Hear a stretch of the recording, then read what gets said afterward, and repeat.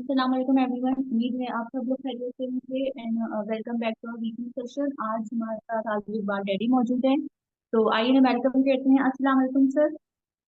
वालेकुम सलाम। Sir how are you? Yeah fine. Okay sir.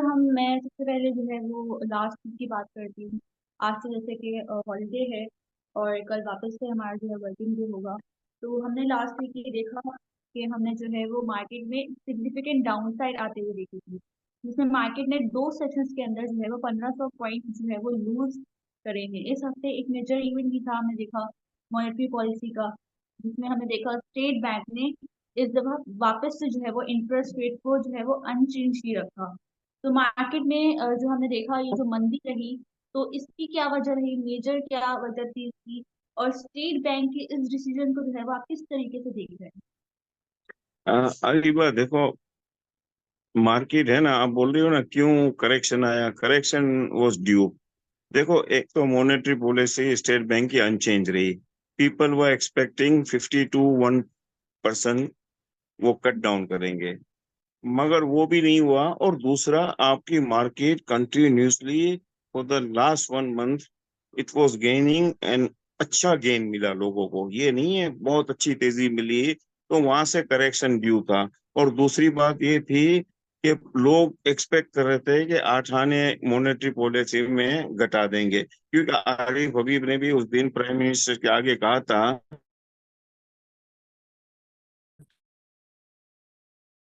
कि मतलब तो आपको इंटरेस्ट रेट थोड़ा बहुत करना पड़ेगा। तो all we were expecting about 50 basis point, मगर वो आईएमएफ का इशू था इसलिए इन्होंने नहीं घटाया। मगर मार्केट में करेक्शन ड्यू था। और मार्केट में अभी भी आप बोलोगी ना, तो मुझे लग रहा है अभी भी आपको तकरीबन 2-3 हज़ार पॉइंट की करेक्शन मिल सकती है। ये नहीं है, मार्केट बहुत अच्छी गेन हुई है। देखो ना, हर सेक्टर चला है। फर्टिलाइजर, ऑयल एंड गैस, मिससेलेनियस, आपकी बैंकिंग सेक्टर देख ले। तो लोगों को देखो ना, डिविडेंड इतना अच्छा मिला है कि लोगों को 20-20 साल में ऐसा डिविडेंड नहीं मिला है जो 2 साल के अंदर ही कंपनियों ने दे दिया है डिविडेंड। तो वो हम्म। डिविडेंड के भी रुपए आ रहे हैं। मार्केट इतनी ज्यादा घटेगी नहीं, मगर करेक्शन इज ड्यू ऑन। हम्म। सही। सर ऑटो सेक्टर की बात करते हैं, हमने देखा कि पिछले कुछ दिनों से जो है वो ऑटो सेक्टर ने बहुत ज्यादा ही बेहतर परफॉर्म करा, जिसमें जो है वो साजगार ने पूरे ऑटो सेक्टर को लीड करा। तो आपका क्या व्यू है ऑटो सेक्टर के इस हवाले से, और ऑटो सेक्टर को इन लेवल्स के करीब जो है क्या देखना चाहिए इन्वेस्टर्स को? मेरे हिसाब से देखो, ऑटो सेक्टर है ना, हम्म। बहुत ज्यादा गेन हो चुका है। और मुझे लग रहा है कि ऑटो सेक्टर अभी जिनके पास भी है ना, मैं तो यही कहूंगा आप प्रॉफिट कर लेना चाहिए। देखो, लॉन्ग टर्म को आप भूल जाइए, अभी शॉर्ट टर्म के लिए मुझे लग रहा है कि ये आपको नीचे मिलेगा। देखो, साजगार भी मुझे लग रहा है कि 50 से 60 रुपए नीचे आएगा। दूसरी चीजें भी आएगी, क्यों कि एक्सपेक्टेड अगर हाँ इंटरेस्ट रेट घटा देते ना, तो ये इतना नहीं होता। मगर अभी देखो ना, 2 महीने के लिए इंटरेस्ट रेट आपका कुछ होगा नहीं। तो उसकी वजह से देखो, सीमेंट सेक्टर और ऑटो सेक्टर मुझे लग रहा है कि ये आपको नीचे मिलेंगे। अगर लोगों के पास है तो इसमें प्रॉफिट कर लेना चाहिए, बिल्कुल हाँ। हम्म। सही। सर फर्टिलाइजर सेक्टर की बात करते हैं। फर्टिलाइजर सेक्टर में देखा एफएफबीएल में हमने पिछले कुछ सेशंस में बहुत अच्छी तेजी देखी। हालांकि इसने अपने रिजल्ट्स में डिविडेंड वगैरह तो अनाउंस नहीं किया था, जिसकी वजह से इनिशियली हमने ये देखा वो दिन सेलिंग आई थी। फिर अगले 3 सेशंस में हमने देखा कि इसकी परफॉर्मेंस काफी बेहतर हमें जो है वो नजर आई, और इसमें ऑलमोस्ट लेवल दिखाई। तो फौजी फर्टिलाइजर बिन कासिम की इस शेयर की परफॉर्मेंस को आप किस तरीके से देखते हैं, और क्या व्यू है आप ओवरऑल फर्टिलाइजर सेक्टर के बारे देखो, मैं आपको भी इंटरव्यू में कहा था, from 90 rupees it's a good buy. Federal Bank का तो मैं बोलता था, फौजी फर्टिलाइजर का मैं हर दफा बोला हूँ कि देखो ना, ये आपको हर 3 महीने आपको 4-5 रुपए डिविडेंड दे देता है। तो ये शेयर्स तो ये दाम पर भी बहुत अच्छा है। एट 140-45 रुपये इट्स अ गुड बाय, क्योंकि इनका नेक्स्ट क्वार्टर भी अच्छा है। और इसमें ये शेयर्स रह भी जाएंगे ना, तो इसमें आपको डर नहीं है। It's a healthy share. ये इतने हेल्दी शेयर है कि आपको हर 3-3 महीने आपको अच्छे पे आउट देते हैं। देखो ना, ये क्वार्टर में इन्होंने 5.5 दे दिया। It's amazing. और next quarter will be 6 to 6.5%। तो ये शेयर्स तो मेरे हिसाब से भले हाँ आ सकती है, करेक्शन आ सकती है इसमें भी, क्योंकि it has gain from 95 to 150 rupees. तो यहाँ से 10 रुपए, 12 रुपए या 8 रुपए की नीचे आ सकता है, मगर इट्स अ गुड बाय। फौजी जॉर्डन का आप पूछ रही हो, फौजी जॉर्डन ने इन्होंने डिविडेंड नहीं दिया, मगर फौजी जॉर्डन है ना, ये दाम सही है, ठीक है, यहाँ अगर बेचना भी हो तो बेच सकते हैं। मगर बोलते हैं कि देखो इनके भी क्वार्टर्स बहुत अच्छे हैं आगे जाकर, फर्टल ये फौजी जॉर्डन के।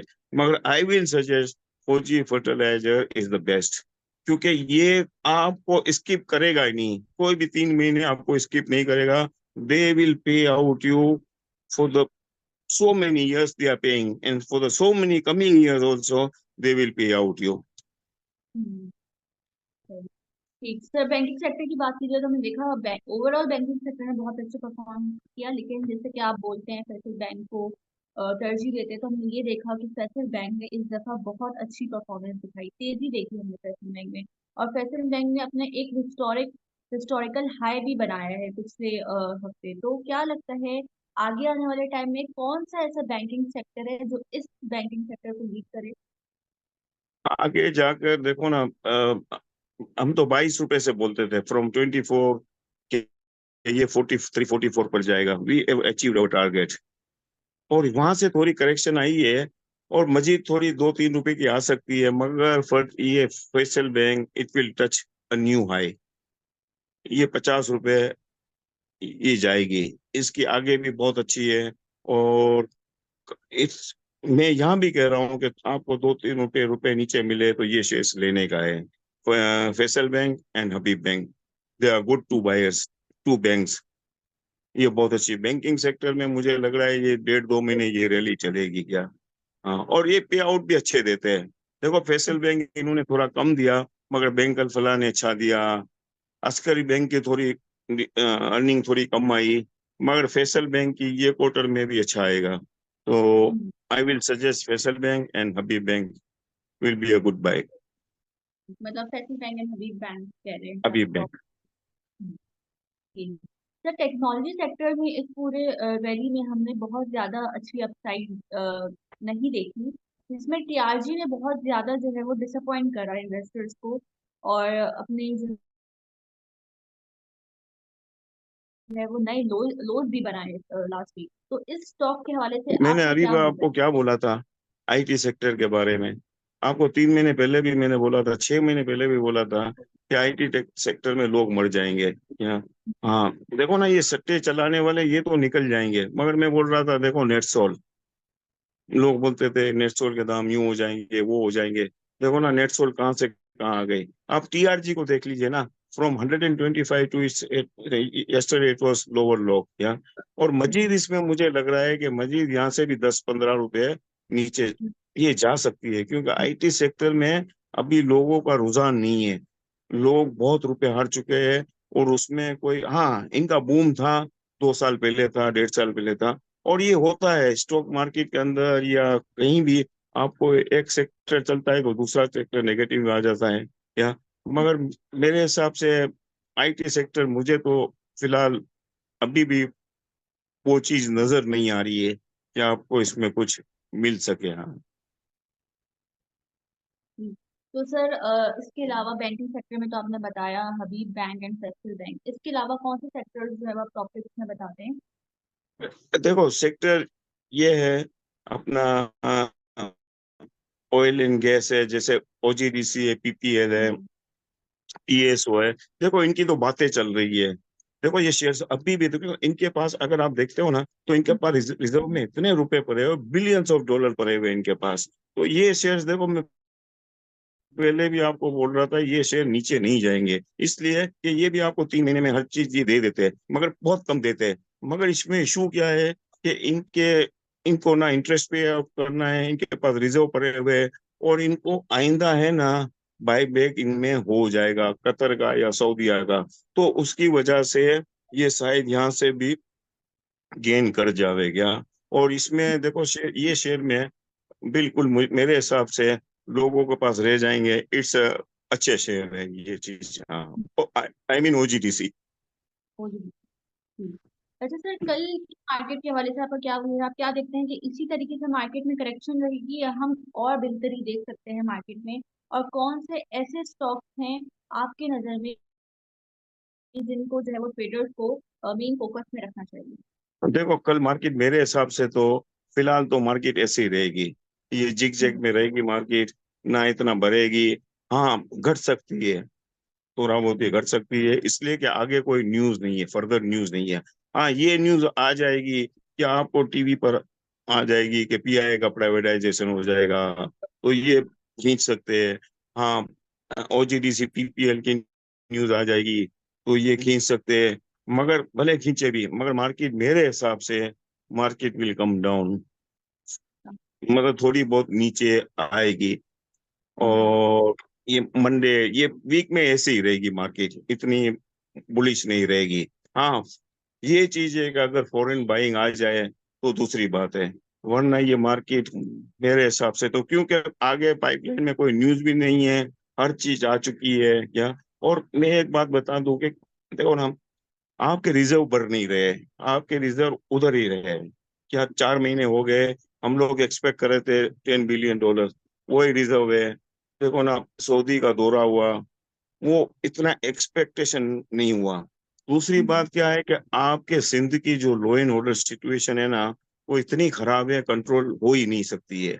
और वी मतलब जो हमको पेपर्स में और हमको गवर्नमेंट बोल रही है ना कि इन्फ्लेशन इतना डाउन हो गया है, मगर Areeba, if you go to the market, hmm. You purchase anything, आपको नजर आएगा कि inflation have not come down, क्योंकि कोई चीज आपको सस्ती मिल नहीं रही है, वही रेट पर मिल रही है।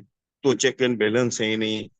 ये इन्फ्लेशन के दाम नीचे बता देते हैं कि 18% पर आ गए, 19% पर आ गए, मगर यू गो टू द बाजार, it's the same thing, you buy anything, the same rate it was before 6 months, the same rate today also। मतलब मुझे नहीं लग रहा है कि इन्फ्लेशन नीचे आया है। तो ये चीजें देखो ना, आपको बहुत हर्ट कर रही है। आपके बिजली के बिल देखो, लोग मर चुके हैं क्या। और गवर्नमेंट को अब ये काम करना चाहिए लोगों के लिए। अब देखो ना, ये इनको दूसरी चीजों में टैक्स डालना चाहिए। The main problem is electricity bill, hmm. Control करो इन्फ्लेशन को, आप वो करो कि नीचे दाम ले आओ, तो ये आपकी मार्केट भी बढ़ेगी और दूसरी लोग भी खुश होंगे। देखो लोग बहुत परेशान हैं, लूट मारी इतनी है, आपकी वायलेंस, आपका कंट्रोल है ही नहीं, तो उसकी वजह ये मार्केट को हम्म। हर्ट हो सकता है। सही तो आपने बिल्कुल ठीक कहा, इलेक्ट्रिसिटी बिल जो है वो मेन फोकस होना चाहिए इस पर गवर्नमेंट के लिए। क्योंकि जो जो है वो जो नहीं अफोर्ड कर पाते, जो है वो मिडिल क्लास होते हैं, उनके लिए भी इतने ज़्यादा इलेक्ट्रिसिटी बिल जो है वो पे करना मुश्किल हो जाता है। बिल्कुल इकोनॉमी पे फोकस करना चाहिए। Okay, thank you so much sir, आपने अपना वैल्यूबल टाइम दिया। आगे आने वाले सेशंस में आपको फिर इनवाइट करेंगे। अपना ख्याल रखिए। Thank you so much.